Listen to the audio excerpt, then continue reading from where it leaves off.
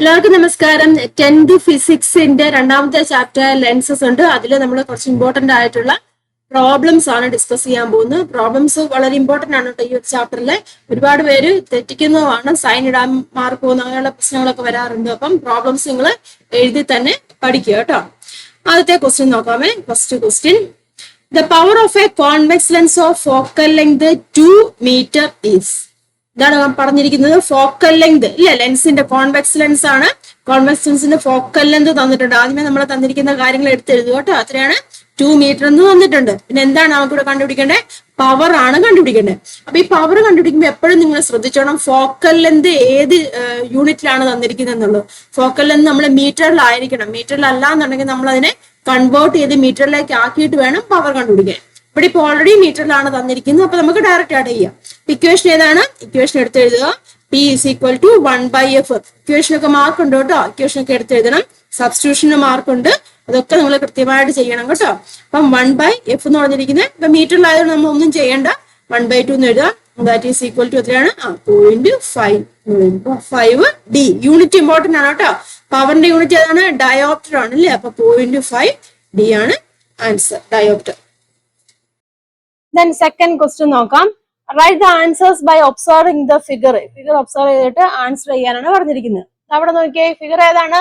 ഏത് ലെൻസ് ആണ് ഇവിടെ ഉപയോഗിച്ചിരിക്കുന്നത്? കോൺകേവ് ലെൻസ് ആണ് അല്ലെ? കോൺകേവ് ലെൻസ് ആണ് നമ്മൾ ഇവിടെ ഉപയോഗിച്ചിരിക്കുന്നത്. എന്താണ് question? Is the principal focus of the lens used here real or virtual?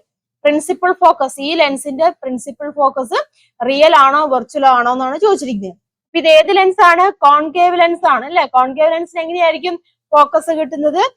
Virtual ആയിട്ടായിരിക്കും അല്ലെ? വെർച്വൽ ആയിട്ടുള്ള ഫോക്കസ് ആണ് അവിടെ കിട്ടുന്നത്. അതായത് മിഥ്യയായിരിക്കും അല്ലെ? മിഥ്യയായിട്ടുള്ള ഫോക്കസ് ആയിരിക്കും കിട്ടുന്നത്. ക്ലിയർ ആയല്ലോ? ഇനി അടുത്ത question, find the position of the image by completing the ray diagram. Ray diagram complete ചെയ്തിട്ട് എന്ത് ചെയ്യാനാണ് പറഞ്ഞിരിക്കുന്നത്? ഇമേജിന്റെ പൊസിഷൻ മാർക്ക് ചെയ്യാനാണ് പറഞ്ഞിരിക്കുന്നത് കേട്ടോ. കണ്ടുപിടിക്കാൻ പറഞ്ഞിട്ടുണ്ട്. അപ്പൊ നമുക്ക് റേ ഡയഗ്രം കംപ്ലീറ്റ് ചെയ്യാം. അപ്പൊ എങ്ങനെയാണ്? റേ വന്ന് ലെൻസിലേക്ക് വീഴുന്നത്, അത് എന്ത് സംഭവിക്കും? അത് എങ്ങനെയാണ് പോകുന്നത്? അത് ഏത് രീതിയിൽ പോകും? അത് ഇങ്ങനെ അങ്ങ് പോകും അല്ലേ? ഈ ഒരു രീതിയിലായിരിക്കും. അത് നേരെ നിങ്ങൾ സ്ട്രെയിറ്റ് ആയിട്ട് തന്നെ വരയ്ക്കോട്ടോ. സ്ട്രെയിറ്റ് ആയിട്ട് എന്നതാ ഇങ്ങനെ വരയ്ക്കോട്ടോ. അത് ഇങ്ങനെ അല്ല, അത് ഇങ്ങനെയായിരിക്കും പോകുന്നത്. ഇങ്ങോട്ട് പോകും. ക്ലിയർ ആയല്ലോ? ദെൻ അതിന്റെ ആരോ മാർക്കൊക്കെ നിങ്ങൾ അടയാളപ്പെടുത്തിയിരിക്കുക കേട്ടോ.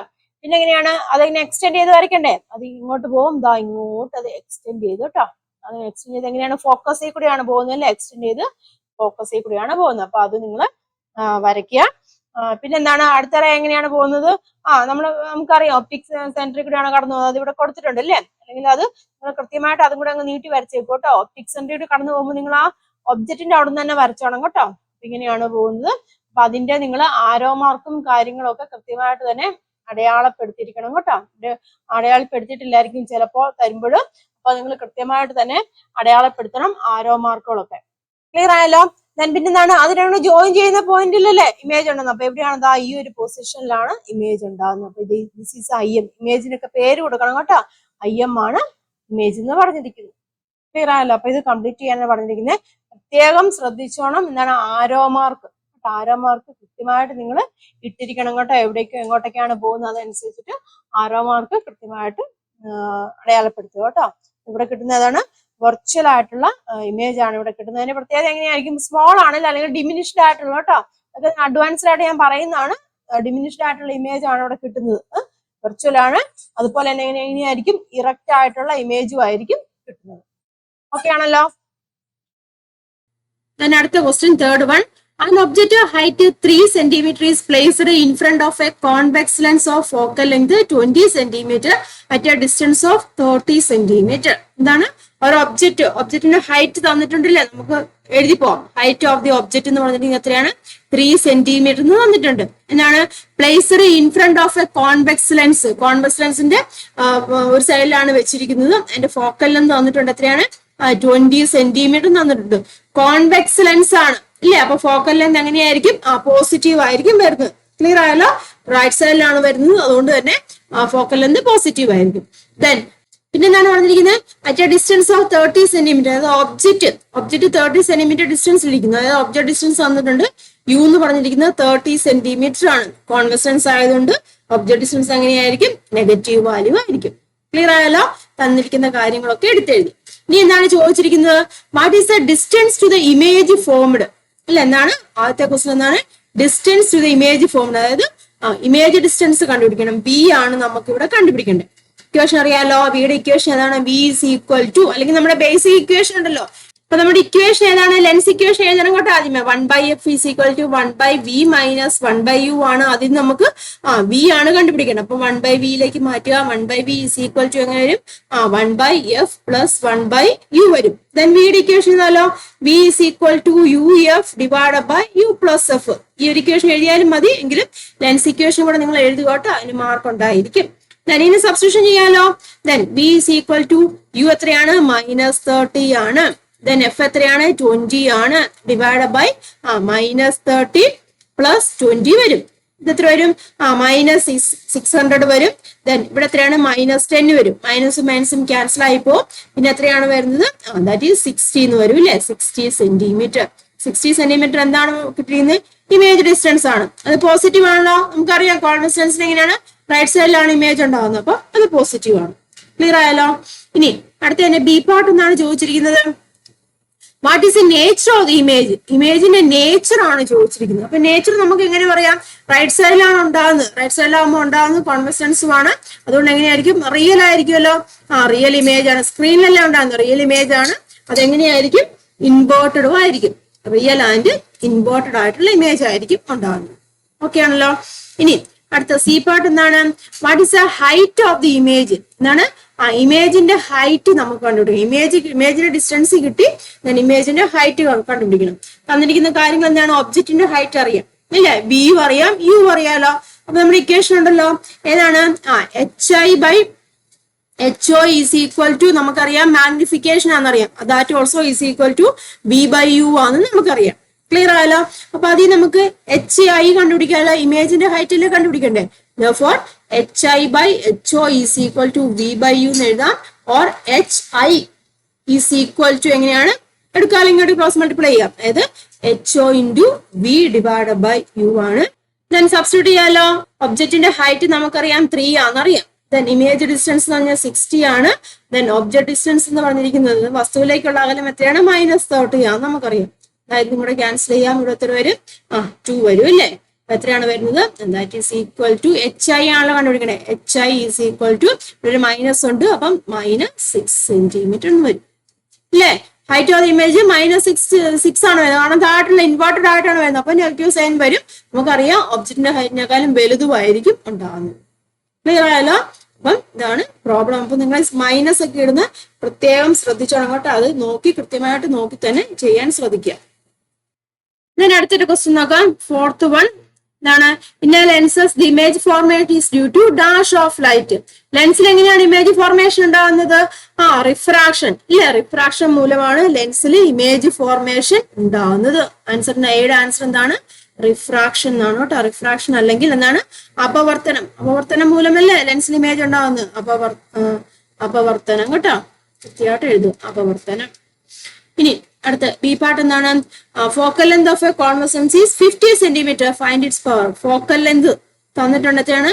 50 സെന്റിമീറ്റർ ആണ്. നമുക്ക് എന്താണ് കണ്ടുപിടിക്കേണ്ടത്? പവർ ആണ് കണ്ടുപിടിക്കേണ്ടത്. അപ്പൊ നമുക്കറിയാം പവറിന്റെ ഇക്വേഷൻ 1/f ആണ്. ഇവിടെ നോക്കിക്കോണം. പവർ കണ്ടുപിടിക്കണമെന്നുണ്ടെങ്കിൽ ഫോക്കൽ ലെങ്ത് എത്രയിലായിരിക്കണം? അതായത് മീറ്ററിലായിരിക്കണം തന്നിരിക്കണം. ഇവിടെ മീറ്ററിലാണോ? അല്ല. അപ്പൊ നമ്മൾ അതിനെ കൺവേർട്ട് ചെയ്ത് മീറ്ററിലേക്ക് ആക്കണം. അതായത് 50 ഡിവൈഡ് ബൈ 100 കേട്ടോ. കൺവേർട്ട് ചെയ്ത് എഴുതുന്നെങ്കിൽ 50 ഡിവൈഡ് ബൈ 100 ആണ്. 5/10 എന്ന് പറയുമ്പോൾ എത്രയാണ്? 0.5 മീറ്റർ വരും. മനസ്സിലായല്ലോ? അപ്പൊ 0.5 വേണം നമ്മളിവിടെ ഫോക്കൽ ലെന്തിന് സബ്സ്റ്റിറ്റ്യൂട്ട് ചെയ്യാം കേട്ടോ. That is equal to 1/0.5. Then divide ചെയ്യാലോ. ഇത്ര എന്ത് ചെയ്യാം?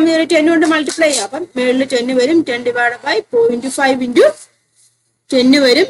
ദാറ്റ് ഈസ് ഈക്വൽ ടു ഇതാണ് 10 ഡിവൈഡ് ബൈ ഇവിടെ 5 വരും അല്ലേ? ദാറ്റ് ഈസ് ഈക്വൽ ടു എത്രയാണ്? 2 എന്ന് വരും. 2D. അപ്പൊ പവർ ഓഫ് എ ലെൻസ് എത്രയാണ്? 2D. വളരെ ഇമ്പോർട്ടന്റ് ആണ്. മിക്കവർക്കും തെറ്റിപ്പോകുന്ന ഒരു കാര്യമാണ്. സെന്റിമീറ്റർ തന്നിരിക്കും, അതേപടി സെന്റിമീറ്റർ ഇവിടെ ഇട്ട് ചെയ്യും. അങ്ങനെ ചെയ്തു കഴിഞ്ഞാൽ ആൻസർ തെറ്റിപ്പോകും. പ്രത്യേകം ശ്രദ്ധിച്ചോണം ഈ ഒരു പോയിന്റ്. അതായത് സെന്റിമീറ്ററിനാണെന്നുണ്ടെങ്കിൽ അതിനെ നമ്മൾ എങ്ങനെ ആക്കി മാറ്റണം?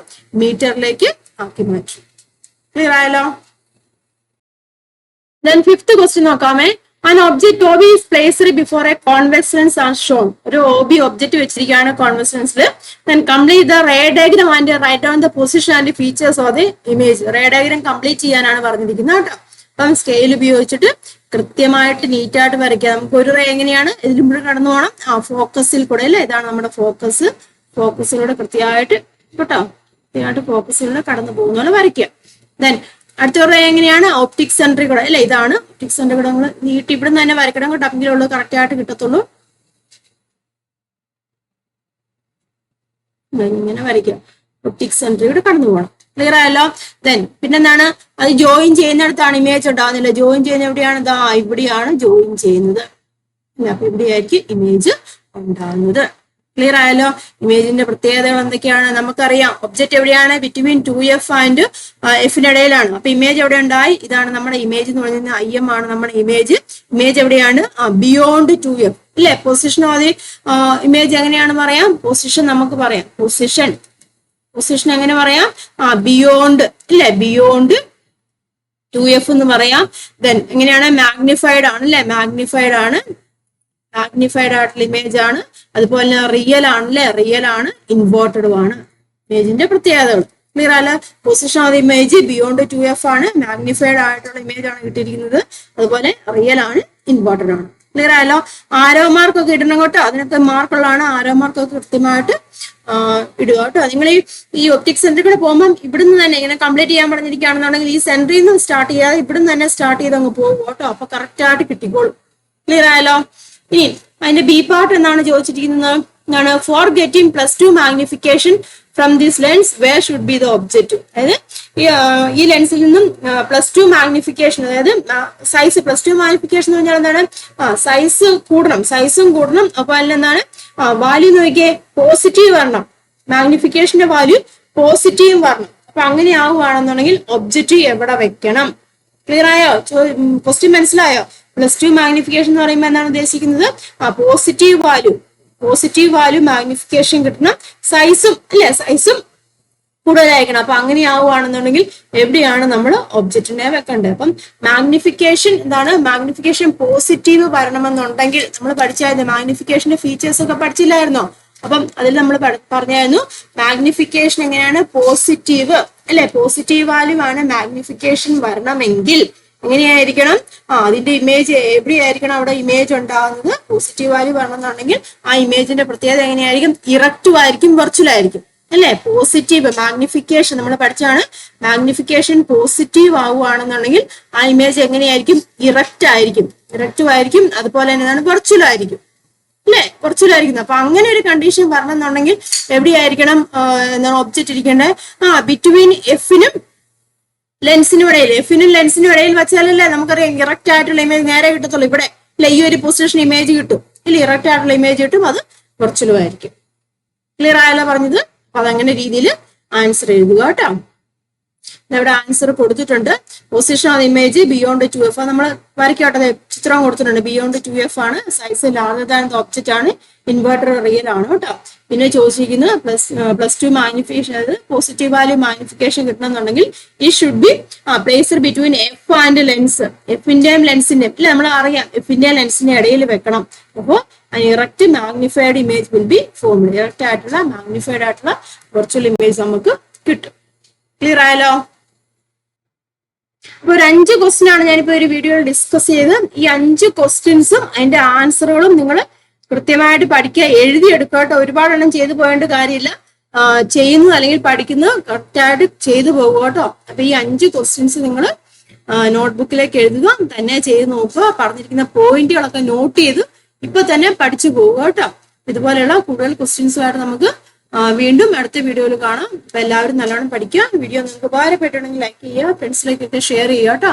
വാട്സപ്പ് ഗ്രൂപ്പിലും ടെലിഗ്രാമിലൊക്കെ ജോയിൻ ചെയ്യുക. നോട്ട്സുകൾ അവൈലബിൾ ആയിട്ടുള്ള നോട്ട്സുകളൊക്കെ ഞാൻ ടെലിഗ്രാമിൽ അപ്ഡേറ്റ് ചെയ്യുന്നതായിരിക്കും. നമുക്ക് നെക്സ്റ്റ് വീഡിയോയിൽ കാണാം. താങ്ക്